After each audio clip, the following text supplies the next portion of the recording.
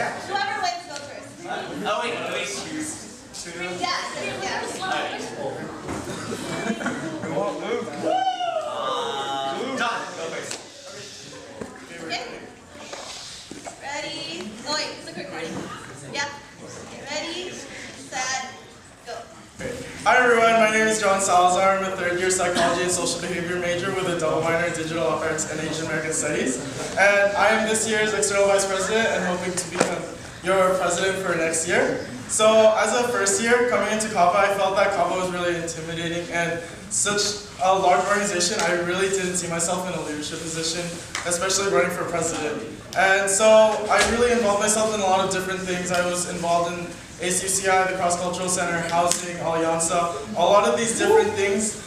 I was so much involved on campus, but then for some reason I was always coming back to CABA. I didn't really know what it was until I ran to be EVP. So as EVP, I've really gained a big understanding of really why I want to do it. Really working with these passionate people and really understanding that the reason why I'm still here, the reason why I'm still wanting to run for this position is really to work with all these passionate people and to really see and unlock all this potential that I feel like it has. And as president, I'd really like to unlock that potential within these individuals in the general membership, within CABA board, and really anybody that I come into contact with, because I really want to translate a lot of the stuff that I've learned within my time here in UCI and also in CABA to really bring that forward and to give that to every single person that I see.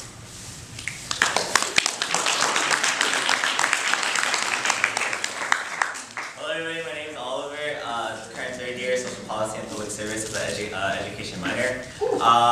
So these past 2 years that I've learned in CABA was a passion and growing thing that founding aspects that I've learned was the things that what CABA gave me is that I want to return as president. Coming into CABA as a first year, I was intimidated like John. You know, it's one of those things where CABA was like, dude, it's a huge org, but I'm scared. But what CABA taught me was about this cultivating family and leadership things that it showed me, and those are the things that I do want to return as a CABA president, because I always come back to CABA even though it's been more intimidating every year. You know, I was on board my second year and now I'm packing board, so I kind of see both ways of how members are oh, I only joined CABA because of packing, or I want to do CABA because of the leadership. I want to return those things exactly to what next year's membership is going to be, and all the cultivating aspects and leaderships that it taught me is something that I do want to share back in my experience as president for next year. So yeah. All right.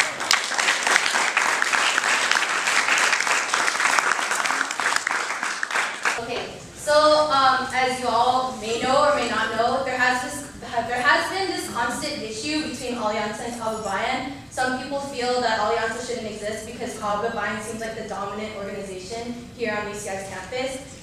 So I just wanted to know what your opinion is on the situation. Do you believe that Alianza should still exist, or if it shouldn't? And if you agree that it should still exist, how would you basically help the issue, or alleviate the conflict that's going on? Wait, is it me? Yes.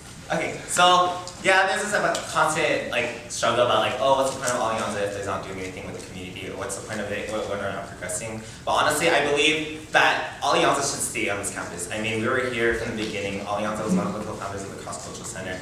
All 4 orgs go through under Alianza, but in order to make that happen, each leadership position in Alianza should understand what Alianza means.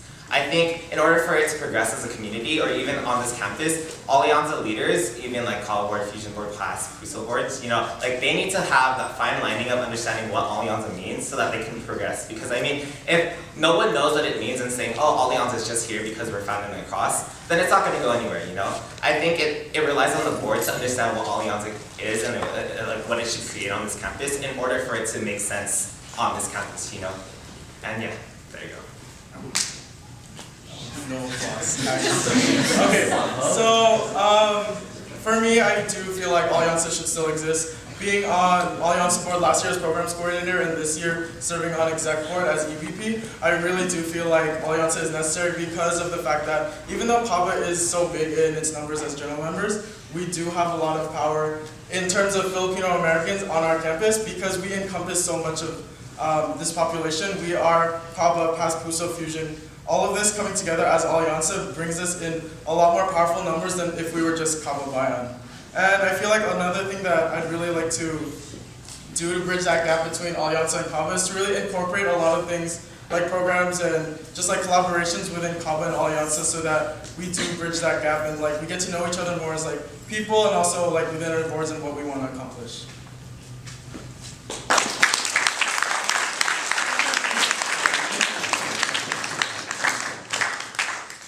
Next question. Justin. Alright, so if you were to critique one bad thing about this current president, sorry Diane, what would it be and why? So I feel like one of the things that I wanted to see more from this year's presidency is to really develop the internship program. I see a lot of opportunities where the internship program could be unlocked a lot more in terms of teaching a lot of the interns about professionalism, really telling them how to really utilize what they've learned in their internship program and really translate that into the future, because you do learn a lot about Kaba, but I also want to teach them about how to get like a job afterwards or teach them something that can help them progress more in the future. Diane did a great job this year. Her passion showed. She really did love Kaba and all that stuff. But one of the things that I did want to see from Diane was support on her Kaba board.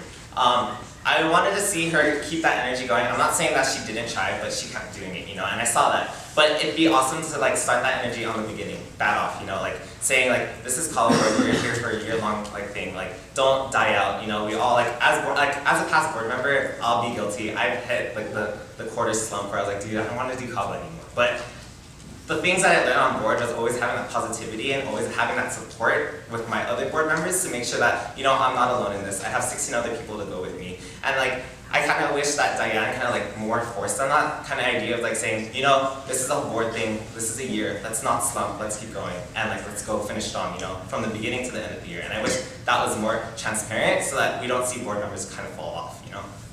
So yeah.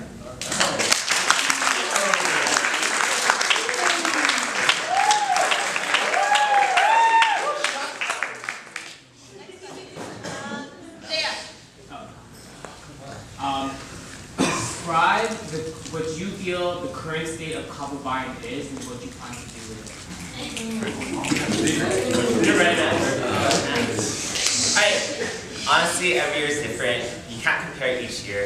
Kaba Bayan is in good hands. You know, we're celebrating our 48th year, and that's just celebrating of how much this organization has grown on this campus. You know, it's never ever going in a bad way. It's just going in a different way that other people expect. So the condition in Kaba right now is like it's always been, you know, it's always been that family that cultivates each other. It always has been that cultural kind of aspect or cultural club that like talks about like our culture and like our roots and stuff. So it's never ever going in a bad way. It's just not expected to other people. And I believe Kaba State is always going to grow. It's always going to exponentially grow. Like it just depends on the leaders and how they want to interpret what Kaba means to the members, so that the members can actually be inspired of what Kaba means to them. So, yeah. All right.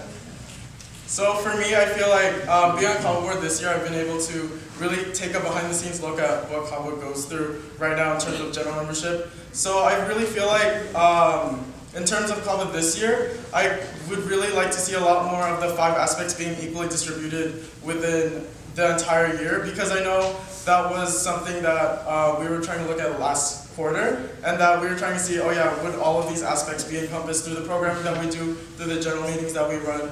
And I feel like that is improving, and I would like to improve that a lot more. And along with that, I'd really like to see a lot of growth and development within the general membership in terms of unlocking a lot of passion within these general members to really show them that you can be in these leadership positions and have a big influence on Kaba Bayan and also in the UCI community, because that's one of the things that I would like to do as president, to really show them the potential that they have so that they could further carry that on into the future.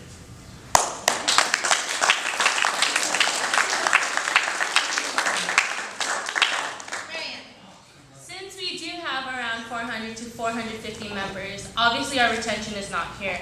So how are you going to keep that retention up there, keep at least 100 people in this room, keep that passion growing as president? So I feel like for this, in terms of retention, I'd really like to see more action within the board members itself to really like create that close-knit group so that we could really talk to these general members, because I know talking to some general members, I feel like a lot of it is really intimidating in terms of like the big numbers of like 400 people always like being around CABA. And I feel like to really present yourself in a way that you're not just a board member, you're also a general member in terms of you're here because you love doing what you do and that's why you're serving on board. So I'd really like to introduce that idea to CABA board and really make sure that they talk to these general members and make sure to really just like talk to them and get to know them on a personal level so that they could bring them out to all these events and to really like individualize themselves so that they could get to know these people.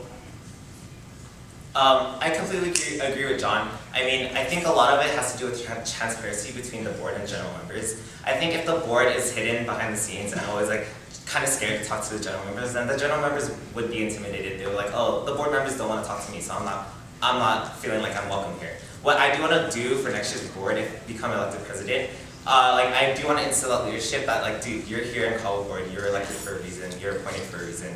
You should be coming here as open arms and showing your passion to those members so that they can follow in your footsteps, you know.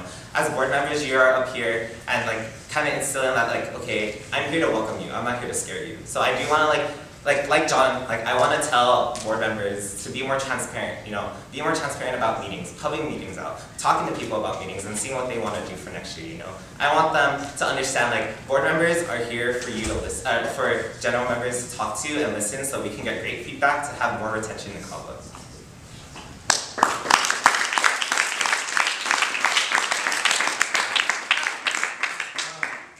So I kind of have two questions, but the first one could be answered in one word. Your first year was CABA awesome. Did you have a great time at CABA? Yes or no? Yeah, I did. Yeah. So, as president, what would you do to the next freshman class to give that great experience that you had your first year of CABA to them? All right.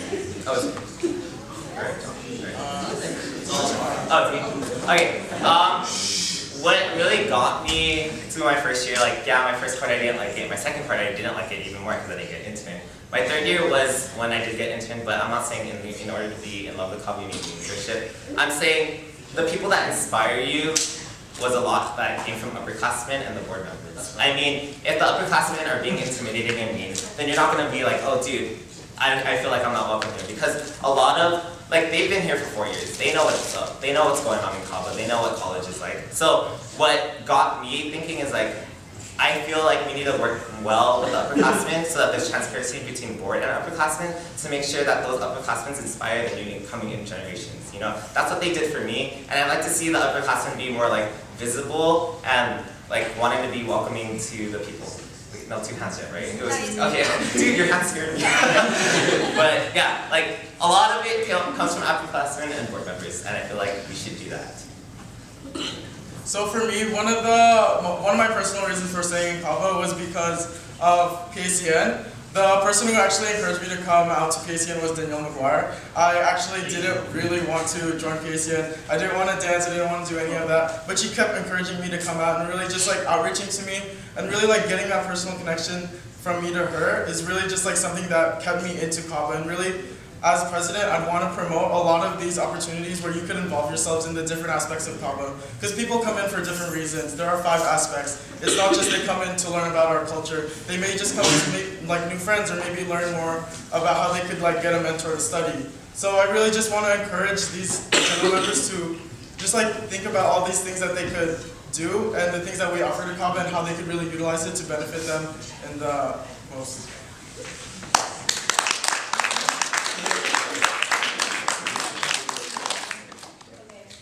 So, being an intern, then being on CABA board, and now as Alliance co-chair, I've seen CABA Bayan in different points of view, and there has been this, I wouldn't say an issue, but just kind of this general point of view that CABA board tends to appear exclusive and very intimidating, especially to general members. So, me as a general member, I've seen it too, I witnessed it to myself. So, and I feel that general members feel that they can't approach CABA board outside of CABA Bayan meetings. So how would you? And then just really getting to know them on that personal level to really encourage them to come out to a lot of things, because I feel like being exclusive to the point where you're just within yourselves, within board, that's not really welcoming and that doesn't create the environment that I would want to see. So I'd really strive for that. And also, I feel like to break that exclusivity, I really want to tell board that we have our own time together, we have board meetings, we have all these social times together. So it's time for that general meeting to really break out and really talk to and outreach to these general members and make it that comfortable atmosphere. Being on board, being a member, I've seen it too. Yeah, the board gets exclusive sometimes, but that's not necessarily a bad thing. I'd always think about like if your board is your family and you like trust each other and you become more open, it's easier for you as a board member to like talk to each other and be like, you know what, we need to fix this. So it's easier for them so that they don't feel like it's like forced to like meet new people. From the get-go, I would like to teach the board members to be like, you know what, you are all general members at some point. You all understood what it meant, like from seeing the board members up there. You were all scared. So like, be open with them, you know? Like I wanna like make sure that we have like workshops, not even workshops, like even like dialogue about talking about, you know, we need to like make sure these general members are the people that we're catering to, because as board members, you're on the bottom of the pyramid. The general membership is the people that you have to serve. And I want them to understand that like, in order to be well, that like having them come welcome is that board members have to open their arms too. So, yeah.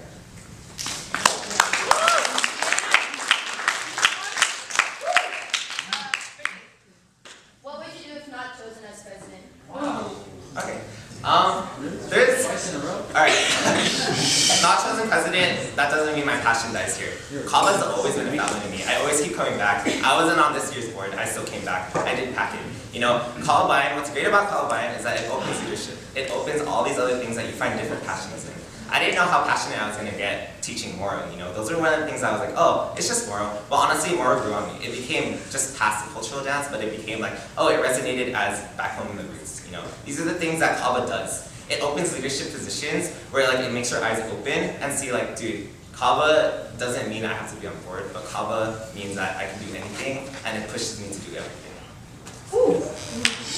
So, for me, if not elected president, I specifically don't think that I would need to be in a leadership position to influence a lot of people within Kaba, because that's ultimately what I like doing. I love being that passion and that influence to other people so that I can motivate and inspire them to do greater things within Kaba and just like outside in general. So with me, I would personally, I'd like to be our fourth year class rep. I love my class so much that I really would like to see us go off with a bang and really to plan these social events where we are all like, even though we might not be as present here this year, I really want to bring that back in so that our fourth year class is like, we're crazy.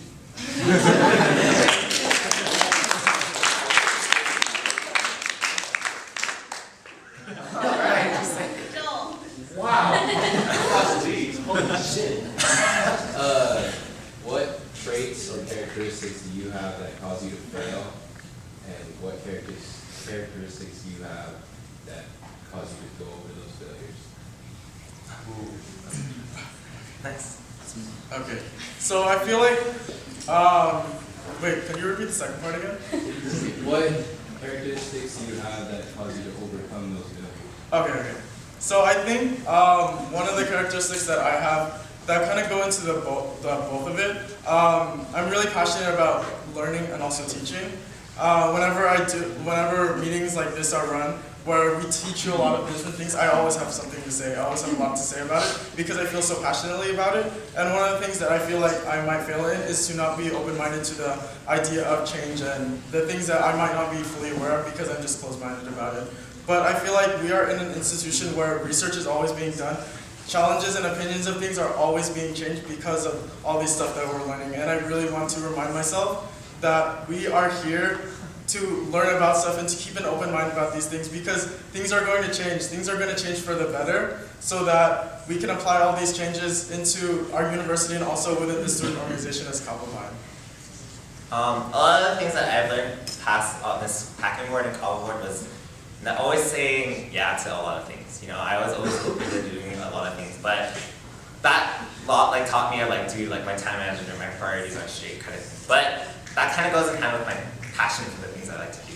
The reason why I always say yes to the things I do is because I love it. You know, if I really absolutely didn't like it, then I would say no. But with my passion and everything, like I do pile things that I do get overwhelmed with it. But I find a way somehow because of my growing passion and the way that I like doing the things is remembering it goes back to Kava, it goes back to Kakin, or it goes back to the membership. You know, I always do things making sure that it's my passion and always like not straying away from my passion for the community and stuff. So yeah.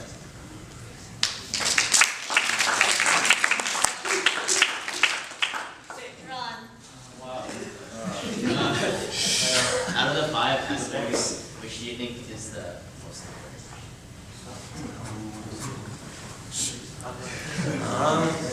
Do we explain why? And why?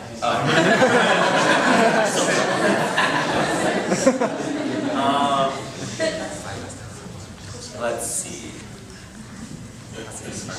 Can we have like 10, 15 seconds to think about it both of this? What's your favorite aspect?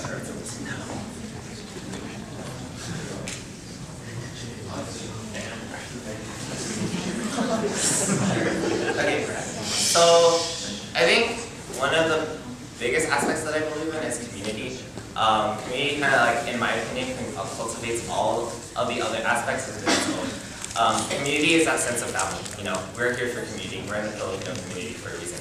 Other than that, like within the community, you learn through academics. You know, other than that, you also hang out in the community because it's social. And in addition to that, you also like learn about your cultural stuff because you're in this Filipino community. And so I believe that community was the one that cultivates all of the aspects because it's just, we're a huge community. It's gonna get huge, it's gonna be big, and we're just gonna become more welcoming about it. And like, yeah, community just cultivates all of it for me. That's as I see it. So for me, if I were to only pick one aspect, I would pick cultural, just because that is, just that cultural aspect, you get to learn a lot of different things about Kaba, and also as a Filipino American. And I feel like my initial reason for coming into Kaba was to learn more about my Filipino culture. And I feel like that's just something that should be prevalent within just choosing one aspect, because we are a Filipino American organization. And I feel like if you're not going to learn about Filipino culture and that's not going to be one of the aspects, I'm like, get so confused. But yeah, that's my opinion.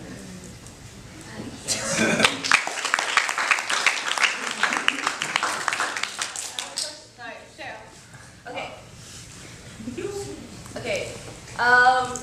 If you were to choose a confetti flavor, what would it be, and what would it say about your leadership?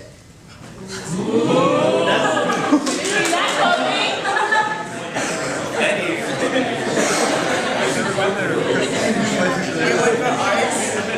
Cheryl, is it like the ice or is it the... Whatever you want. No, Pablo. Any flavor. You can say for this one, you have 30 seconds. To think about it, or? 30 seconds to answer. I have water. Sorry. That's a magic wand. Oh wait, it's me, right? Okay. So I guess for me, I've said this word a lot, and it's like translating into a lot of the stuff that my platform that I want to say. I would pick passion fruit. Oh, that's mine!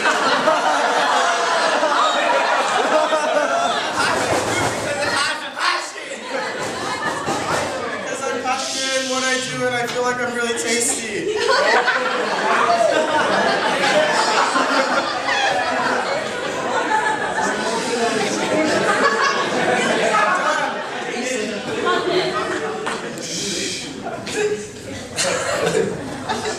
That was a good one, John. That was mine. I think. Let's see. Passion fruit. Yeah, okay.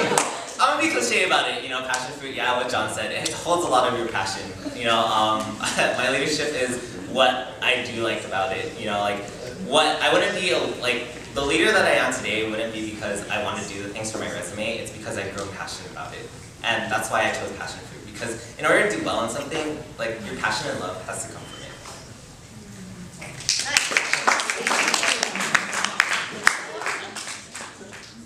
Justin, did you want to go? Phil? That's fine, you just keep skipping me. Sorry, we go with general numbers first. So if you would like to ask a question. Yeah, no, general numbers. Go ahead. Lauren. So let's say you meet a freshman and they want to know more about Kaba Bayan, or like you're trying to get them to join it. If you could use one word to describe Kaba, what would it be and why? Okay. Empowered.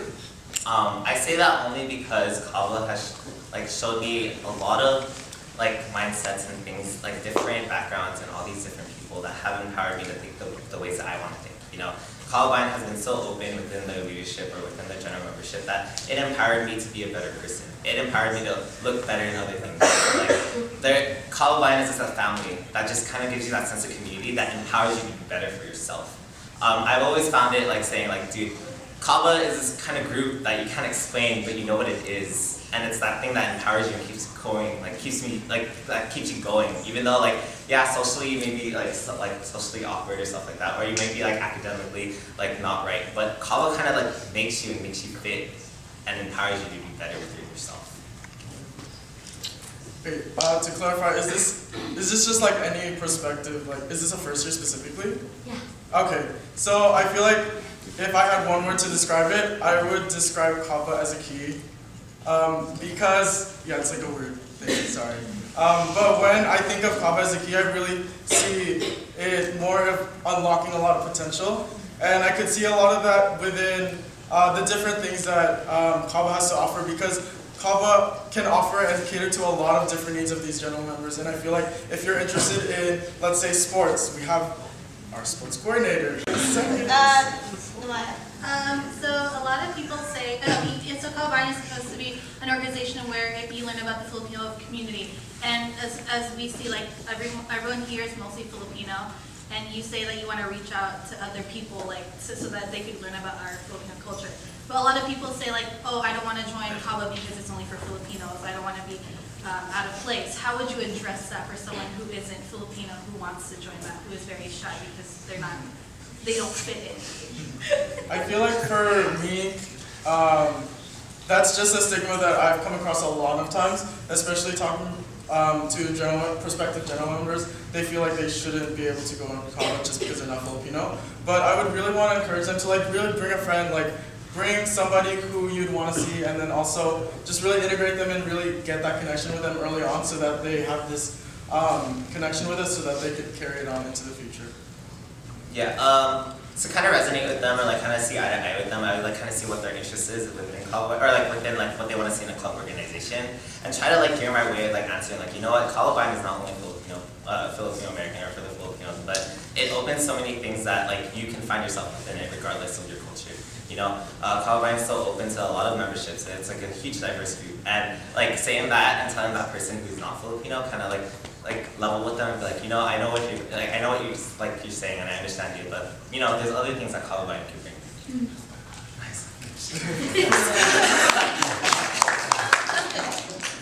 As president, what would you say your leadership style is, and how is that going to translate to the growth of your board? Okay. My leadership style is family. I think in order to create a board that wants to do well in the organization, is that each board member has to be on the same page and level with each other, and trusting with each other, so that they can move on and do stuff for the board. You know, I came from a board that was so easy, that came to family unity, and that's what grew my passion even more into why I love Kaba. You know, a lot of the things that I do was because I had my family to be my backbone and push forward in this board. And so I feel like I want to make board a family so we can move forward together. Oh, sorry, hands up. So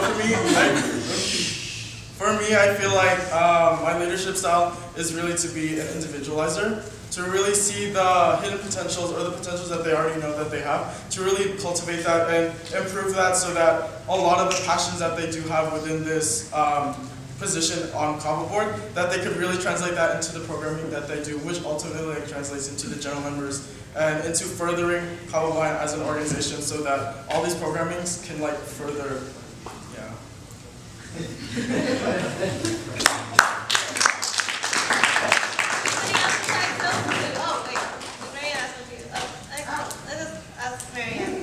Okay. If you could serve as co-president with any of the past presidents of 40 years, who would you choose and why? You have 40 choices.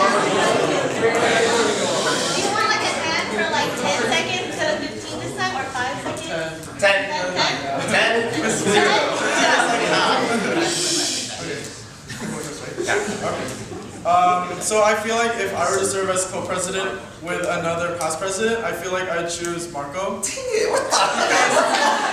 so background story.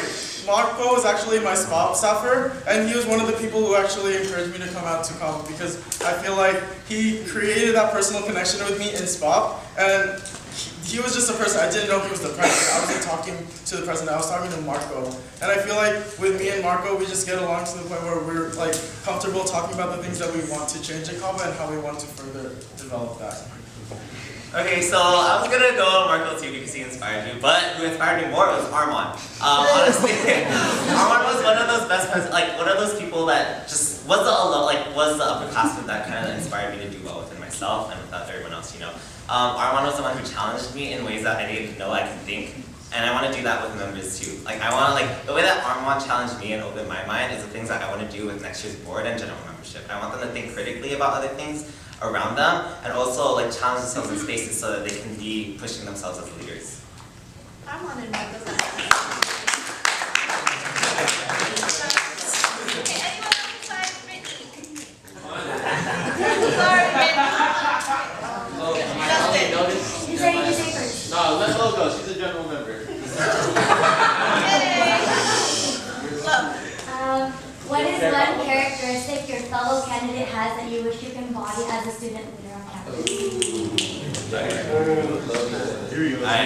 Definitely the way that John has people skills. I mean, he knows how to articulate his thoughts very well. And I wish I had that too. Because honestly, my mind gets so jumbled up with so many ideas that I don't know how to speak it. And the way that John has his ideas, it's so it's articulated pretty well so that you understand. And I wish I kind of had that so people can see the same thing that I want to do. So yeah. So I feel like one of the things that Oliver does have is really that inside perspective on a lot of things that I normally would have. Like Oliver has been on Packing Board, he's been on last year's board, he's been a general member this year, and seeing all of that growth that Cabo has gone through as a board member last year. And I feel like for me, I wouldn't be able to cater to a lot of those needs that I've been able to see, like all this growth and development. So props to Oliver. So to follow up on Robert's question about your first year experience in college, how would you make first gen a better experience compared to this year? Sorry, this year's first gen is not so good. I like this. Good job. Dave? No, that wasn't me. Robert? Okay, so with first gen, I know it ultimately gets super crazy with alumni coming back with fourth years. But I feel like something that we could really work on for first gen next year is to really maintain that crowd and to really pump up the first season, really remind them why they're here, because they all come in with different reasons. And I feel like for Cabo Board to really make sure that they integrate themselves throughout the entire crowd, although it may be a big auditorium, that we really remind them that to quiet down those people, to really make sure that the fourth years or the seniors or alumni aren't super, super crazy. Honestly, first gen is one of my favorite meetings of the year. It celebrates the beginning of a cool school year. It celebrates the beginning of Cabo again for the next school year. So honestly, it gets crazy. I mean, we all know that. But one thing that I do want to stress upon is having board to understand that it's gonna get crazy. You don't want to expect or have expectations about it, but have low expectations about the meeting so that you know how to approach the members and talk to the first years and always remind them why you love Cabo and it's only a first gen meeting. But also have half a board go to alumni and be like, dude, it's great to have you back. Let's quiet down a little bit. So yeah.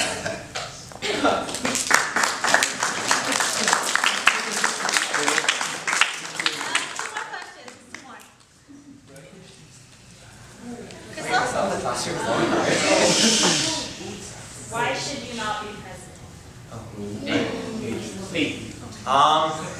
All the reasons why I kind of questioned myself running was if I was fit for this position.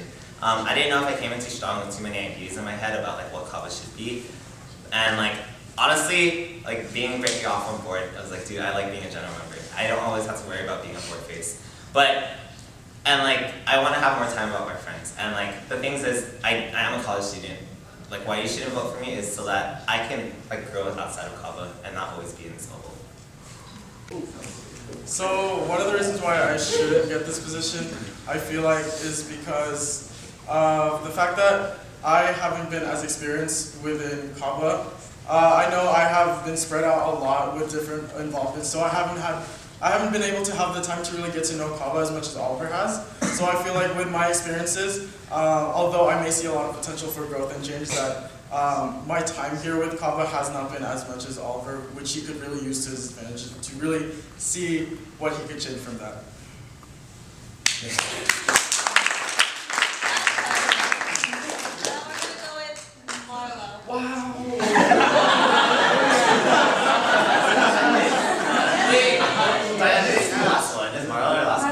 It's been like 30 minutes. Yeah, Do you want to go?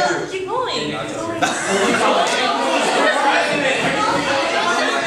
your president. Keep going. Three more questions, including Marla. Yes, so make it good. All right. So you see your board members slumping a little bit. What would you do to motivate them? So I know as an individualizer as myself, I'd really try to get to know why that individual has been acting that certain way. I know board members tend to go through a lot of different slumps for a lot of different reasons, maybe it's personal, academic, but I'd really try to see the root of that problem and to really address it in a way that if it is bothering that person in terms of board and how we are acting together, I'd really try to figure out how that would work. If it was like a personal problem, I know I am not entitled to really work on that, but I'd really try to see how I could like help them and really support them because we are that family. One thing I would do is drop everything Kaba related. We're all Kaba, we're here throughout the whole year, but as a board, if we see ourselves slumping and we keep trying and half-assing it, then it's not going to get anywhere. Honestly, I wanted, like, on Sunday board meetings, I drop everything that's business and get to know our board and like have it circulate around like what we really want and well, what's bothering us so that we can like get to know each other better and always like have that support and like care for each other and be like, you know what, I'll help you do this and let's do this, you know. And so in order, I feel like to stop that slump. Go ahead. Oh, to stop that slump, the board members should like be open with each other and trust in each other.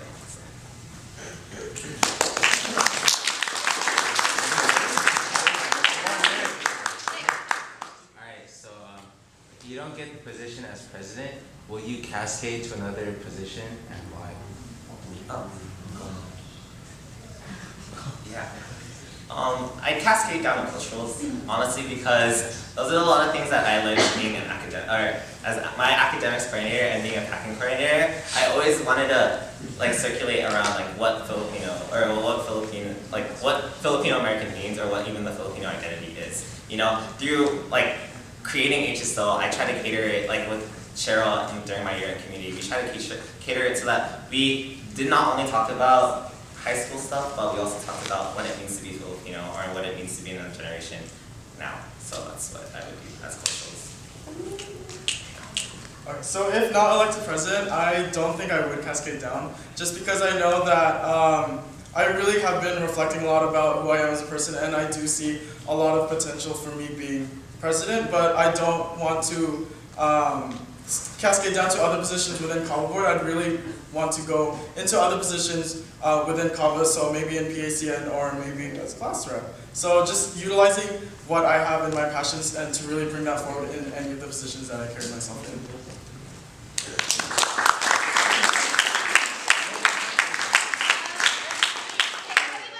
So besides Brittany and Raymond, does anybody have any more questions? Robert. Are you all down for 3? Yeah. Yes, for president. Okay, you just say yes, Jesus. Okay, Raymond. So being called president is a hard position, especially being a leader. You have to separate that from your leadership role in your personal relationships. Say during a meeting, one of your closest friends being really rowdy or disrespectful, how would you approach that friend and what would you do? I feel like for me, with me and my closest friends, I feel like we are comfortable to the point where we are able to tell each other whatever is on our mind. So I just straight up tell them, hey, you're being too rowdy, could you like quiet down because like we are in a meeting or something. So I'd really like, yeah, because being a close friend, like we do have that relationship where we can understand each other and we know what we're going through.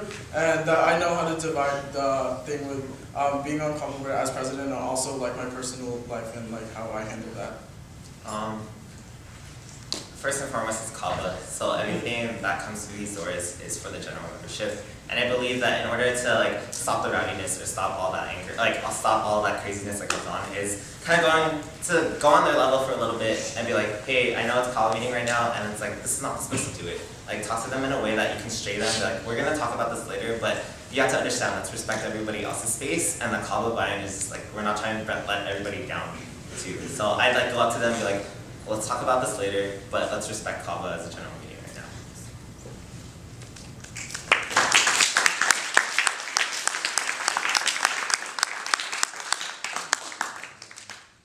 So what would you do about taps?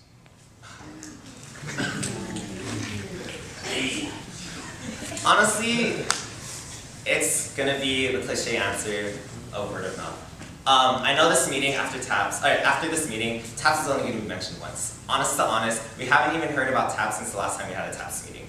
What I do wanna have is always having that group, like resonating within the board and like saying like, oh, what is TAPS to you, or what do you think is important? And in that way, that we can always bring it to every meeting as an external or an internal, be like, oh, TAPS Collective is meeting. You know, we made a TAPS Collective. Open it up to general membership and always talk about it. So for me, what I would want to do with TAPS as EVP, or as EVP this year, I've really looked into like what we could do about it, because like last year I really wanted to make sure TAPS got here. This year I didn't understand that you can't get like 15 classes in 1 year. It's like not possible. But with the things that I want to do, I really want to maintain those connections that I have made with these people who are related to TAPS. So the TAPS alumni who have organized all of this, the Asian American Studies Department, the Academic Affairs with UCI, to really look into all that and see how we could further like incorporate all that into education about TAPS.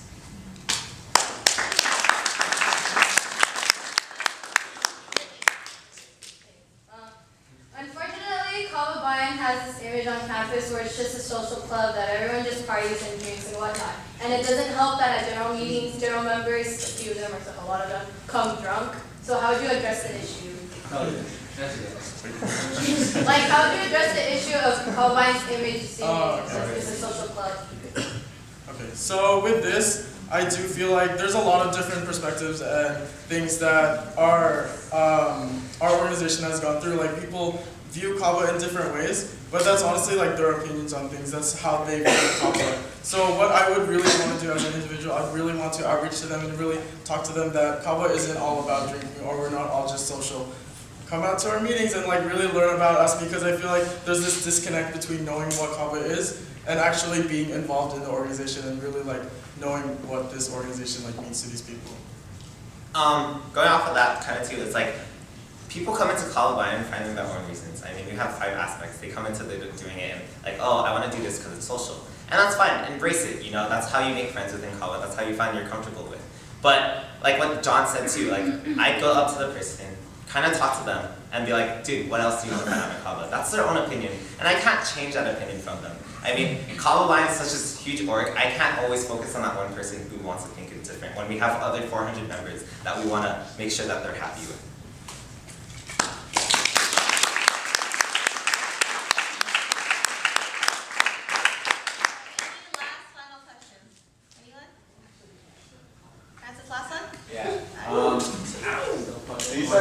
You guys gave a lot of good ideas for next year, and as a good leader, you should be able to hold your word.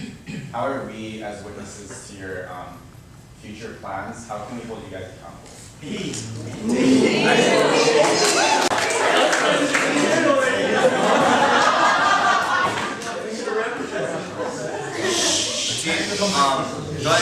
I'll use the example of HSO. You know, there's hella doubts about Kava Bayan holding their own HSO program, and what's the point of having Kava Bayan have their own HSO? You know, those stuff that I was passionate about grew as I was on board, and I made HSO possible for Kava. You know, in work and ethic, I believe passion should go hand in hand, so that you fully understand that you're gonna do something because you love it. It's not because you have to do it. And Kava Bayan has always been my passion, and I always want to see it exponentially grow within the better stuff. So, as my passion, as cliche it sounds, it's something I love and I want to keep growing for it. So, wait, I totally just blanked out. What was the question again? Sorry. How are we holding you accountable? Accountable, okay. So in terms of holding me accountable if elected president, I would really, I I do believe that general members would like to see accountability within me, and that I feel like the person who is elected has to meet them halfway in terms of really telling them and really increasing transparency about what they want to do, what they talked about, and how they are doing that. So I would really like make sure that I tell these people that I am doing what I'm doing, and this is how I'm doing it and why I'm doing it, kind of thing. So that's it.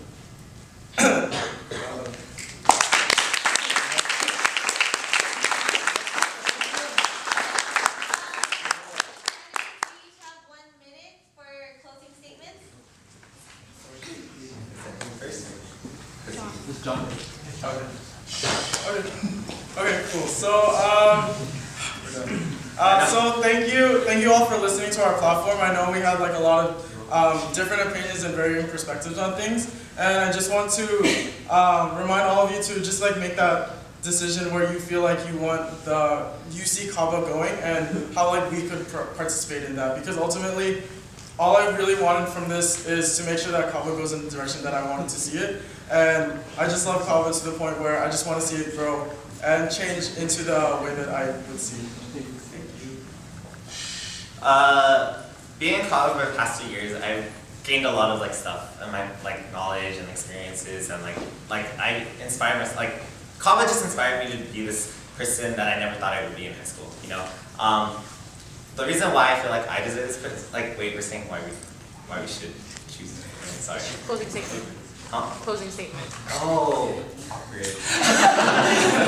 Okay, I believe the experiences that I learned here are something that I want to give back to next year's general membership. I honestly want to see that the directions that I saw and the passion is something that I want to instill in with next year's general membership, and what I want to see what they want. You know, I believe that Columbine has always been this space that is always in good hands, and no matter what you choose, it's going to be in good hands in whatever direction you go to, because Columbine has that kind of thing that like it just forms it to be good every year. So,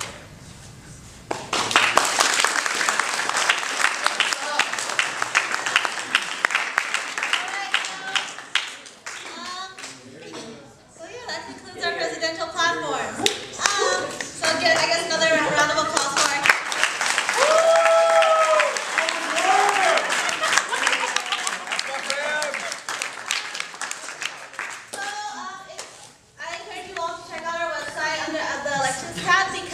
includes each candidate's declaration of candidacy, which is basically a personal statement and some questions they would like to answer about certain things. So check that out, it's available on the website. Also, for quorum, in order to elect the new president, we need at least 100 votes from our general membership. So a link will be sent to you all by tomorrow night, in which you can vote online for each position, whether it be president, but then next time it'll be like vice president, you know what I mean. So please make sure to do that as soon as possible, because if we reach week 4 and we haven't reached 100 votes yet, we have to go another week and wait till we get enough votes to elect our new president. So yeah, you'll know who your new president is by week 4. Yes, you. And also, since the link is going to be sent to the email that you signed up with, if you haven't been getting the emails, the weekly emails, let me know and I'll fix that.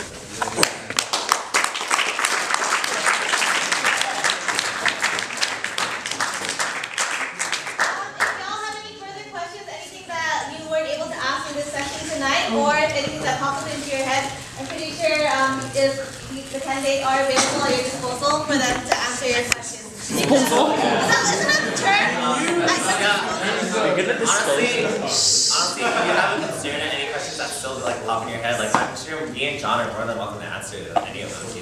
We're here to make sure that you are spoken through, and we're here to listen. And so, go ahead and ask us, Facebook us, 2 o'clock in the morning, that's fine,